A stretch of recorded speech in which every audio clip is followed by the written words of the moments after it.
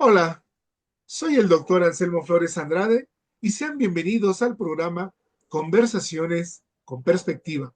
En la emisión de hoy abordaremos el tema emociones y campañas electorales. Y para conversar sobre ese tema, tenemos como invitado al doctor Sergio Pérez Castaños, quien es doctor en ciencia política por la Universidad del País Vasco y actualmente es profesor titular en la Universidad de Burgos, España. Ha publicado artículos académicos en revistas indexadas y es autor de textos publicados en libros colectivos. Desde 2017 forma parte de la Junta Directiva de la Asociación Española de Ciencia Política. De 2016 y 2020 fue coordinador del grado de Ciencia Política de la Universidad del País Vasco y desde 2021 es el vicesecretario general de la institución. Doctor Sergio Pérez, gracias por haber aceptado la invitación para estar con nosotros. Hola, buenos días en México, buenas tardes aquí en España. Un placer estar acompañándoos en esta sesión. Pues sin más preámbulos, Sergio, vamos a iniciar. Eh, Sergio, las emociones han sido abordadas desde múltiples perspectivas y disciplinas, pero en los últimos años el estudio de las emociones ha ganado relevancia en las ciencias sociales. De hecho, se ha acuñado el término giro afectivo para hacer referencia a esa situación. Para el público que nos va a ver y escuchar, quiero preguntarte, para iniciar este diálogo, ¿cómo o cuándo y cómo se da este impulso al estudio de las emociones en el ámbito político, más precisamente en las campañas electorales? Te escuchamos. Bueno, pues la verdad que las emociones han estado siempre presentes, ¿no? Y su estudio ha estado siempre presente en el siglo XX, sobre todo, que es cuando tiene su auge y crecimiento la ciencia política. Ahí es en donde siempre han estado presentes y sobre todo vinculadas precisamente a las campañas electorales. Es cierto que desde el inicio del siglo XXI hemos hecho este giro afectivo que decías, ¿no? En donde desde la ciencia política se ha puesto como en el centro del foco de investigación a las emociones. Y más aún cuando se produce todo este proceso de digitalización, de acceso de la sociedad al mundo digital, a las redes sociales, con todos estos efectos de cámara de eco, en donde eh, quizás las emociones juegan un papel más importante, ¿no? Tienen un papel más relevante en la campaña electoral por la inmediatez.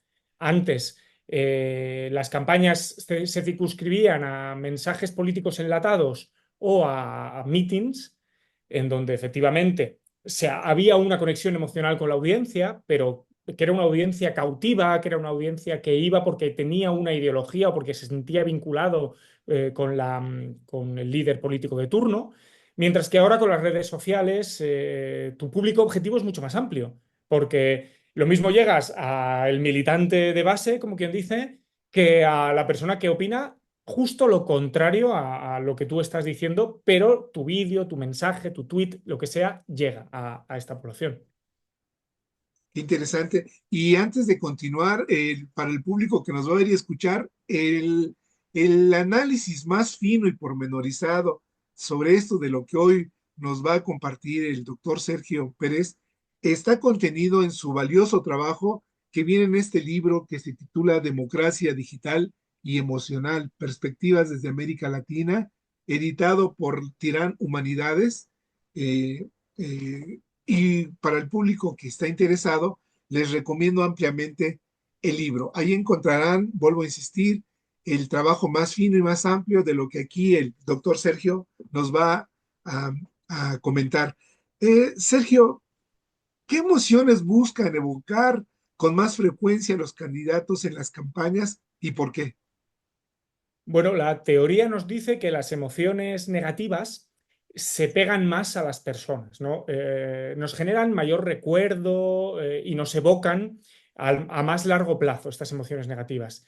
De hecho, seguro que es común y seguro que a todas las personas que nos estén viendo tienen recuerdos de la infancia que les han generado una especie de trauma, miedos que desarrollamos cuando somos muy pequeños, ¿no? Y que los seguimos manteniendo cuando nos hacemos mayores. Entonces, esas emociones negativas como el miedo, como la indignación, como la ira hasta cierto punto, son las que más utilizan también como una forma de contraponer lo que los propios candidatos representan. Es decir, si yo genero la sensación en mi audiencia que todo está muy mal, que hay que enfadarse con lo que está pasando, por ejemplo, con la gente que está en el poder, es probable que yo sea capaz de despertar la otra cara de la moneda, ¿no? Que son emociones positivas que están vinculadas a estas negativas. Por ejemplo, la esperanza, ¿no? Claro, yo siento que todo está fatal, que que mi país necesita un cambio, mi país, mi municipio, mi provincia necesita un cambio, y esta persona representa ese cambio, ¿no? Y por lo tanto genera cierta sensación de que es necesario movilizarse y se lo voy a comunicar al resto de conciudadanos o a las personas que conviven conmigo para movilizar a la población para votar al candidato X, que es lo opuesto al candidato Y, que es el que está en el gobierno. Sí que es cierto que este tipo de emociones negativas es más fácil mantenerlas desde la oposición. Desde el gobierno es complicado apelar a ellas y se suelen apelar a emociones más positivas, incluso quizás menos a lo emocional y más a lo racional, de logros, objetivos cumplidos, mejoras reales que movilicen a la población para decir, bueno, queremos seguir en esta línea de lo que se está consiguiendo. Totalmente de acuerdo contigo, Sergio, y efectivamente las emociones siempre han estado presentes, pues a través de ella podemos evaluar políticas públicas y nos motiva a participar, como con esto que nos estás diciendo, la difusión, por ejemplo, del miedo en las campañas electorales, pues como tú bien lo dices, es para, sobre todo utilizado por la oposición. Y en ese sentido te quiero preguntar, Sergio, ya que hablaste del miedo y la ira, dos emociones muy presentes en los últimos, por lo menos en los últimos 5 o 7 años, ¿consideras tú que estamos viviendo una intensiva utilización de la ira y el miedo para ser eficaces electoralmente? Sí, yo creo que sí, sobre todo en contextos en donde la economía se está ralentizando o estamos casi en situación de crisis, en contextos en donde puede haber crisis migratorias. Claramente, a través del miedo es muy fácil señalar al otro y por lo tanto dibujar un enemigo común al que pelear, con el que pelear o al que luchar o al que apartar, ¿no? En el caso del continente europeo lo vemos claro con el auge de la extrema derecha, que utiliza estas políticas de miedo o estas emociones tan negativas a la hora de tratar de sacar rédito político a los contextos sociales convulsos en los que vivimos. Y en América Latina lo mismo. Los contextos sociales convulsos vinculados con la economía, vinculados con la crisis de legitimación de los poderes públicos, hacen que estos discursos negativos cobren relevancia. El caso de Argentina, de Milei en Argentina, no ha sido con un discurso positivo con lo que ha llegado a la Casa Rosada. Sergio, considera, en tu opinión, esta difusión durante las campañas electorales, en los procesos, en los últimos procesos de España, de Argentina, inclusive de México y obviamente de varios países de América Latina, en tu opinión, consideras que han impactado en la valoración normativa que se tiene sobre la democracia, es decir, sobre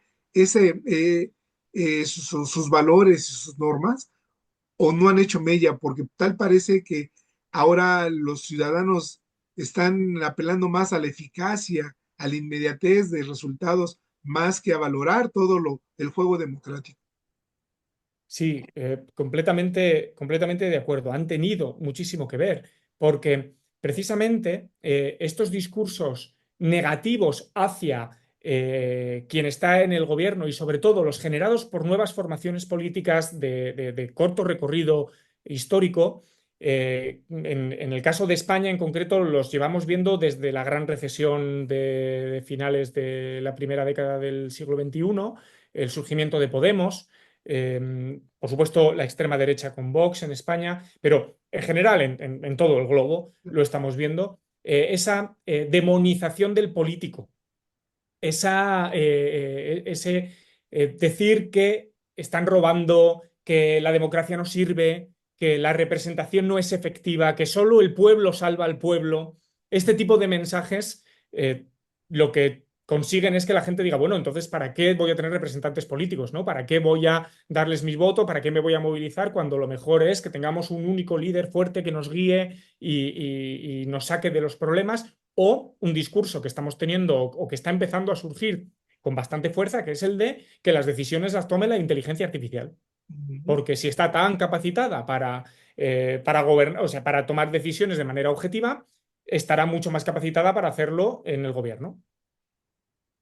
Ya lo comentaste de alguna manera, Sergio, pero para que el público que nos va a ver y escuchar le quede más claro, si las emociones siempre se han estado presentes en el ámbito de la política y la política electoral sobre todo, eh, ¿cómo han cambiado las redes sociales este fenómeno de las emociones en la política? Pues lo que han hecho ha sido profundizar, ¿no? Cómo las emociones influyen en el electorado, de alguna manera. Primero porque ante cualquier situación que sucede en nuestro país o en el globo, hay una respuesta inmediata, cosa que antes no teníamos.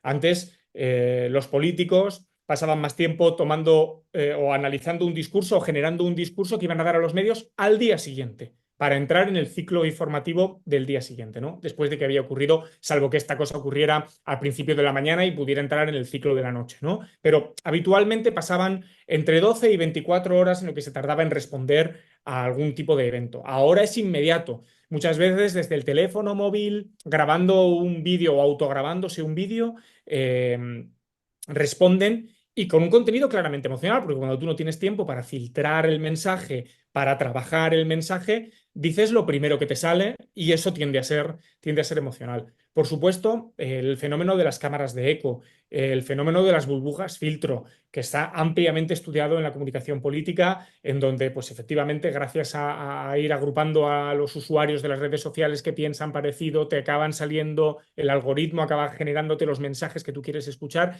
y muchas veces mensajes radicalizados vinculados a lo que tú estás escuchando. Y por supuesto, para mí, quizás lo más importante o el papel más importante que han jugado las redes sociales en relación con las emociones es la polarización.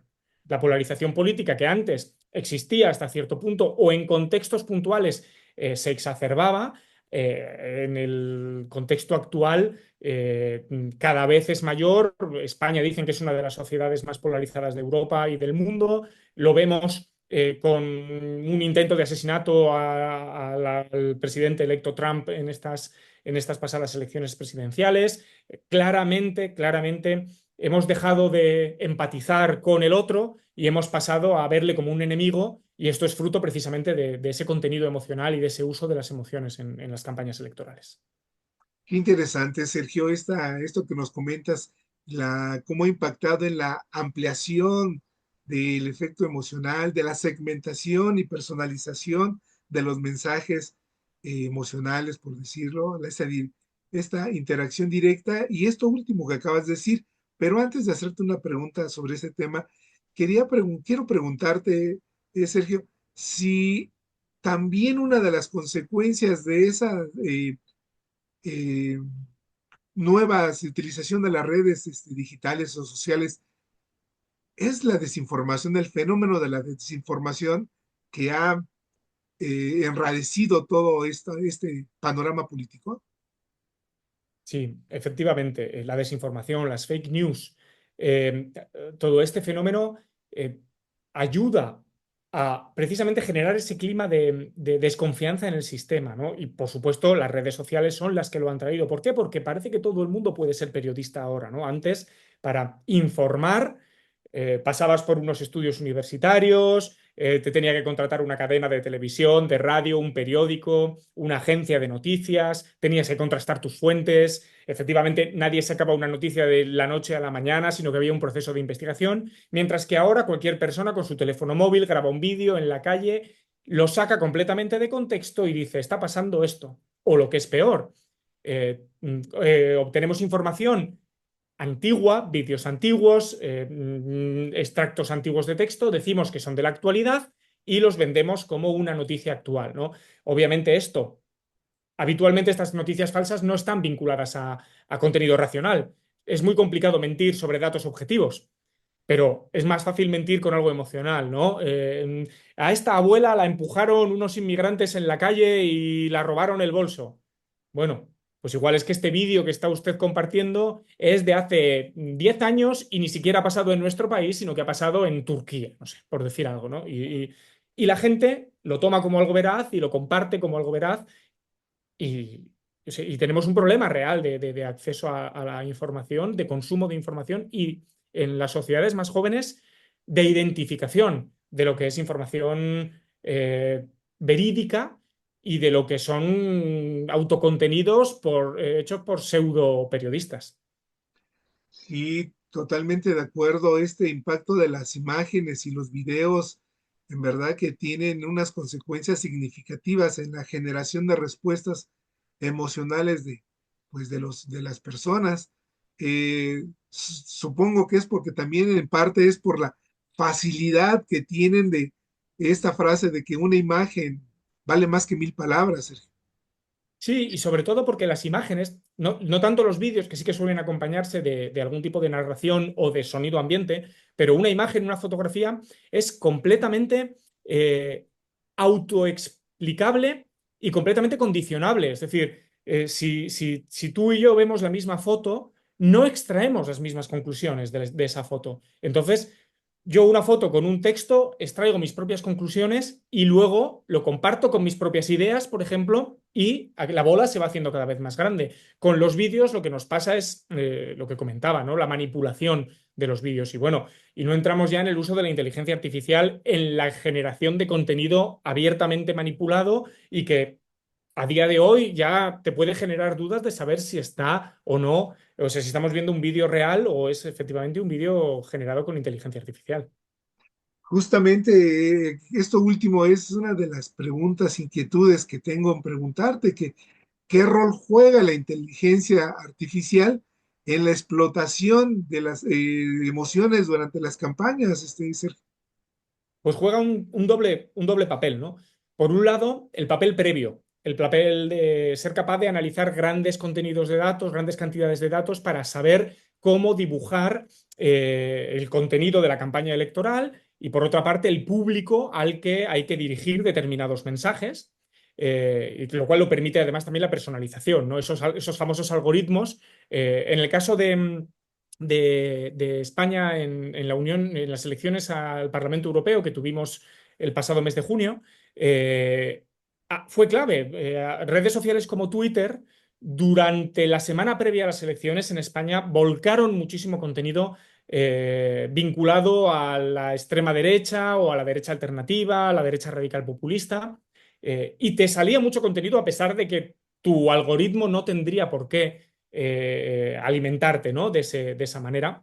Pero son capaces de hacer esa buena segmentación, de pagar, o sea, de saber para que los partidos políticos sepan dónde tienen que pagar, en qué red social tienen que meter el dinero y de qué manera tienen que generar el contenido. Y luego, por otra parte, como generadoras de ese contenido, no solo como identificadoras de quién o a quién puede ir dirigido, sino cómo generamos vídeos, cómo generamos textos, cómo generamos imágenes que no son reales, pero que se pueden adaptar perfectamente al mensaje que nosotros queremos lanzar. Si yo quiero hablar de un problema de una violación grupal y no tengo nada que pueda ir o que pueda reflejar este contenido, aprovecho, le pido a una inteligencia artificial que genere una imagen de un contenido concreto y acompaño mis posts en redes sociales de este contenido.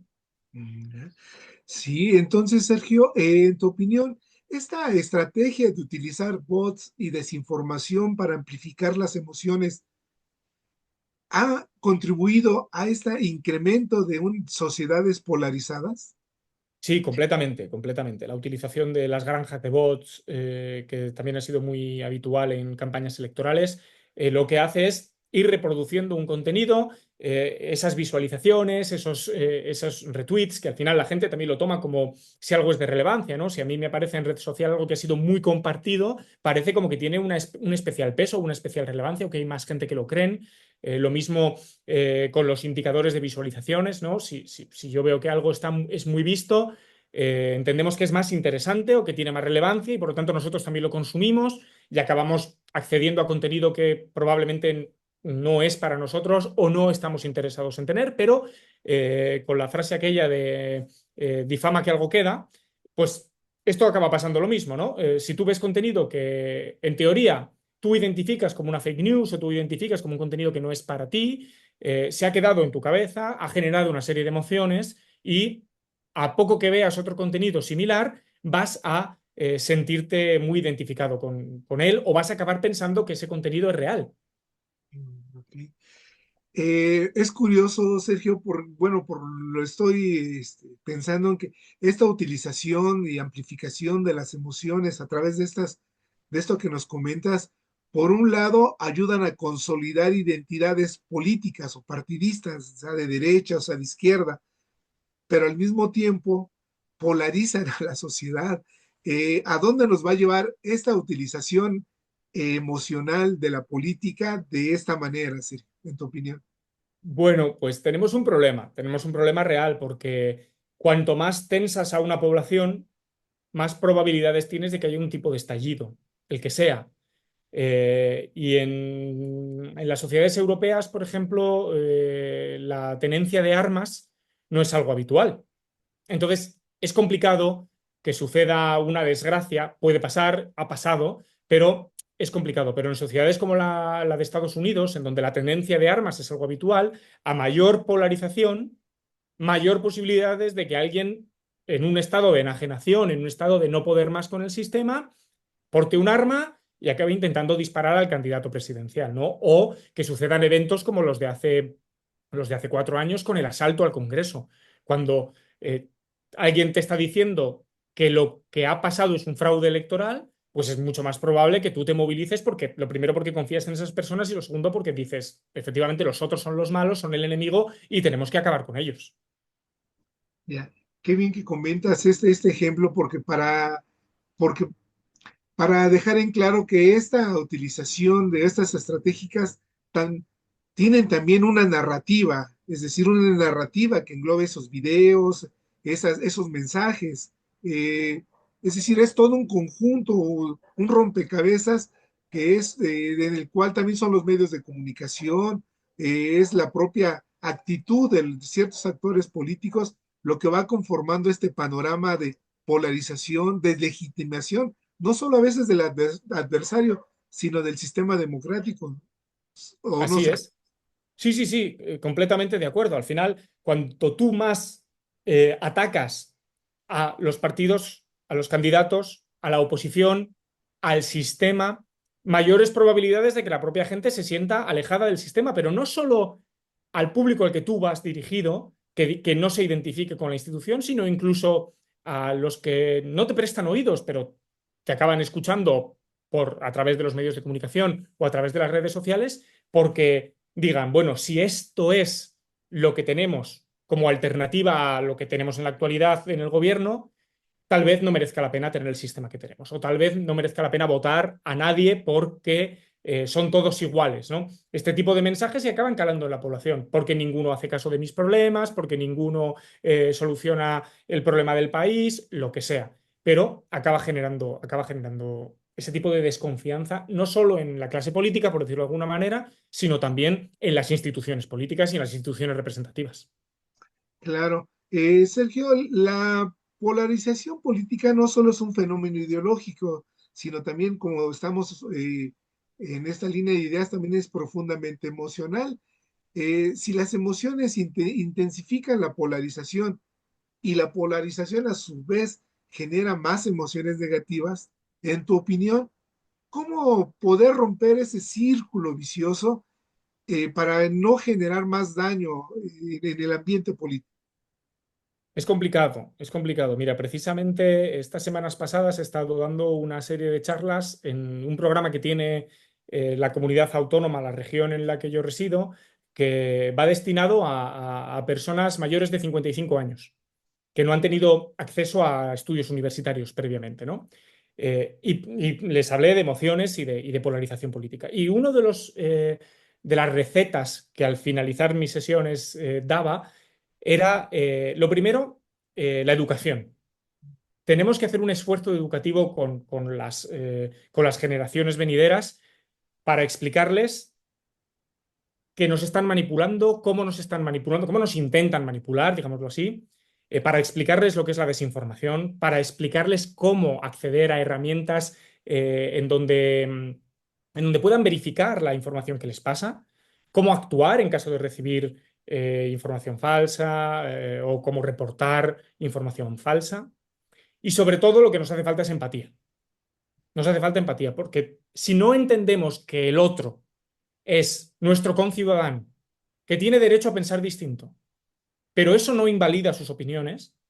Tú puedes pensar, tú puedes tener tus opiniones y pensar que tus opiniones son las mejores para el país, para la sociedad, pero lo que no puedes pensar es que las opiniones del otro son completamente negativas, perniciosas y van a llevar al país al caos. No solo eso, llegar a pensar que es mejor que no haya gente que piense como tu vecino porque el país correría un riesgo, la sociedad correría un riesgo. No, vivimos en democracias en donde todos los puntos de vista tienen que ser escuchados, pueden estar representados y precisamente la parte buena que tiene la democracia es ese juego de mayorías, ¿no? En donde si una formación política no consigue gobernar en solitario, puede llegar a formar coalición, a veces con compañeros de cama habituales y otras veces con extraños compañeros de cama, pero para intentar gobernar para el total de la población, porque esto es otra cosa que también tenemos que explicar a la sociedad, que es que el líder de un país propuesto por un partido político no gobierna solo para los votantes de ese partido político. Y eso es algo que también tenemos que explicar a nuestra clase política. No, el líder del Partido Socialdemócrata no gobierna solo para los votantes socialdemócratas, gobierna para todo el país. Lo mismo, el candidato de la oposición tiene que gobernar o su idea de país tiene que caber todos los ciudadanos de ese país, todos los posibles electores de ese país, no solo los que optan por su formación política, claro. Sí, totalmente de acuerdo, Sergio. Cómo la educación puede ayudarnos a mutar el otro, a difundir ese el otro, que puede ser muchas cosas. En el otro soy yo, porque me identifico, me hago a través del otro. Perderle el miedo al otro, yo creo que es una gran labor de la educación cívica y ciudadana que deben de fomentar en las escuelas. Y como tú bien lo Efectivamente. comentas, y como tú lo comentas también, el ejemplo de la clase política es fundamental, y el juego limpio, pues también es Por descontado. fundamental para que cierren la pinza y logren revertir esta situación de polarización que, como tú bien dices, hay sociedades, sobre todo como las latinoamericanas, que pueden llevar al abismo a sus países. Bueno, efectivamente. Y como decías, a través de la identificación del otro nos identificamos a nosotros mismos y tal y como vemos al otro, tenemos que preguntarnos cómo nos ve el otro. Entonces, hay que intentar ser lo menos beligerante posible, lo más pacífico posible, lo más dialogante posible, pero no solo nosotros como sociedad, sino también nuestros representantes políticos. Pero hay una frase que yo también digo mucho, que es que los representantes políticos son el reflejo de la sociedad. Es decir, no son personas ajenas, se han socializado en el mismo contexto en el que se ha socializado la gente de su grupo etario. Entonces, son un reflejo de la sociedad real. Ellos no estarían intentando polarizarnos más si nosotros no estuviéramos ya de por sí polarizados, ¿no? Entonces, es complicado porque hay que hacer un ejercicio de introspección, hay que hacer un ejercicio de cuestionamiento de todo lo que nos rodea y de todo lo que recibimos, y es complicado, pero es muy importante porque de lo contrario, como dices, las sociedades van a ir al borde del colapso y vamos a acabar con algún disgusto. Y un ejemplo es lo que pasó hace poco, antes de ayer, en Corea del Sur, en donde, gracias a que no es una sociedad polarizada, se ha revertido un intento de autogolpe de Estado. Claro, Pero porque la sociedad no está polarizada, porque de lo contrario lo que hubiera podido pasar es una guerra civil. sí, totalmente de acuerdo. Y la inteligencia artificial ya está aquí, ya quedó, ya no se va a ir, Sergio. En el ámbito de la política, de las campañas electorales, seguramente continuará incidiendo.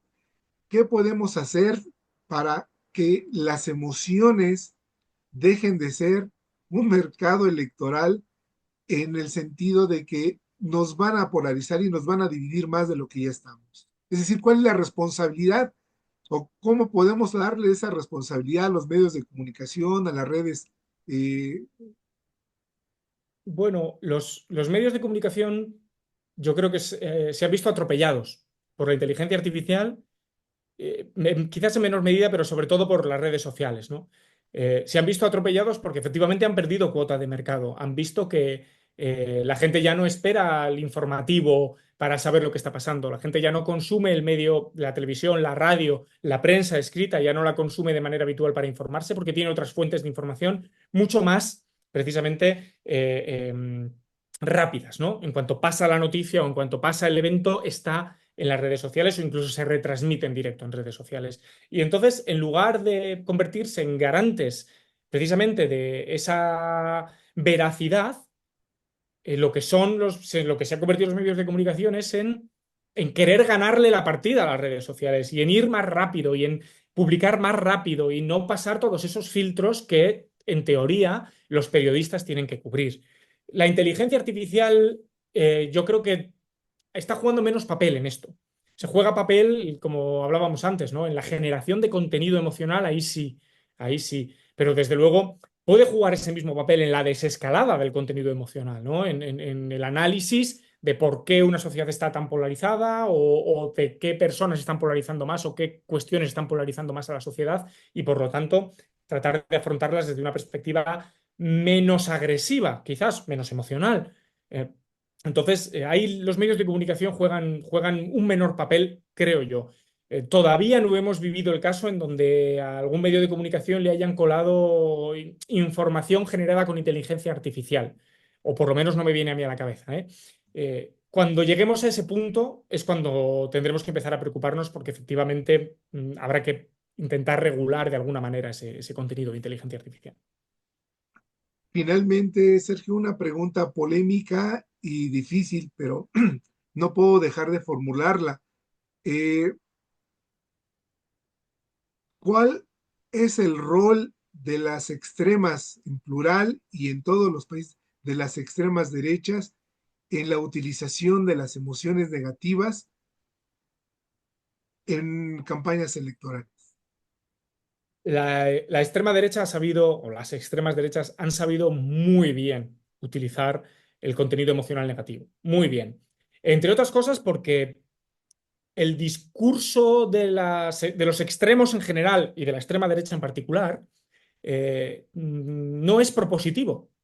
Nunca proponen medidas, nunca proponen acciones, nunca dicen cómo cambiarían las cosas, sino que siempre son propuestas destructivas, por decirlo de alguna manera. El anti, el contra. Esto no, vale, esto no, pero ¿qué sí?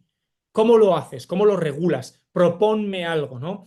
En el caso de España lo hemos visto con el acceso al gobierno y en Italia, en Austria, en Países Bajos también. Llegan al gobierno y se dan cuenta de que tienen que proponer algo en positivo, de que tienen que hacer cosas y no saben o no pueden y les pasa factura. Están más cómodos en la oposición porque es desde la oposición desde donde puedes tener ese lenguaje negativo, ese sensacionalismo, por decirlo de alguna manera, ¿no? O esa incluso sátira o contenido más humorístico pero negativo hacia quien está en el gobierno o el resto de representantes políticos, ¿no? Entonces, han sido unos verdaderos maestros y lo han pulido muy, muy, muy, muy bien en en esta última década, yo creo. Pues Sergio, solo me resta decir, soy el doctor Anselmo Flores Andrade y fue un placer haber conversado con el doctor Sergio Pérez Castaños, doctor en ciencia política por la Universidad del País Vasco y actualmente profesor titular en la Universidad de Burgos, España. Una vez más, les recomiendo el libro Democracia Digital y Emocional, Perspectivas en América Latina, en donde podrán encontrar no solo el trabajo del doctor Sergio Pérez Castaños, que es muy, muy interesante, sino otros también que estoy seguro sabrán equilatar. Sergio, pues solo me resta decir una vez más gracias y hasta la próxima emisión. Muchas gracias, un placer.